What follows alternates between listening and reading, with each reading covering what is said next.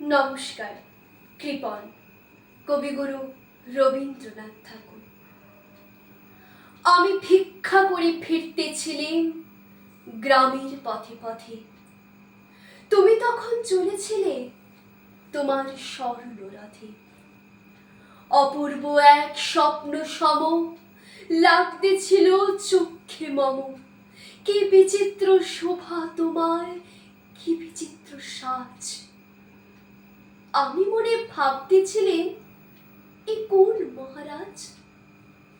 আজি শুভক্ষণে রাত পোহালো, ভেবেছিলেন তবে আজ আমারে দাঁড়ে দাঁড়ে ফিরতে নাহি হবে। বাহির হতে নাহি হতে কাহার দেখা পেলেন পথে। চলিতে রথ ধন ধান্য ছড়াবে দুই ধারে।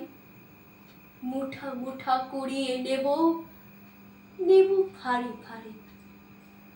দেখি সহসা রথ থেমে গেল আমার কাছে এসে।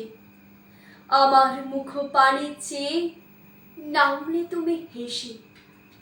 দেখে মুখের প্রসন্নতা জুড়িয়ে গেল সকল ব্যথা। হেন কালি কিসের লাগে তুমি অকস্মা, আমায় কিছু দাও গো বলে বাড়িয়ে দিলে হাত।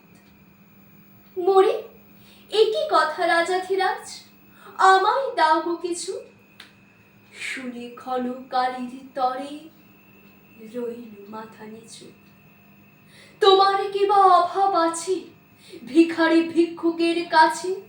এ কেবল কৌতুকের বশে আমায় প্রবঞ্চনা।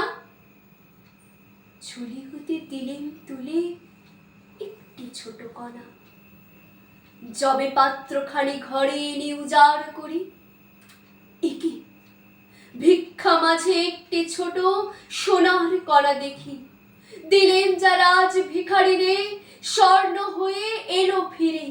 তখন কাঁদে চোখের জলে দুটি নয়ন ভরে। তোমায় কেন দিইনি আমার সকল শূন্য করে। নমস্কার।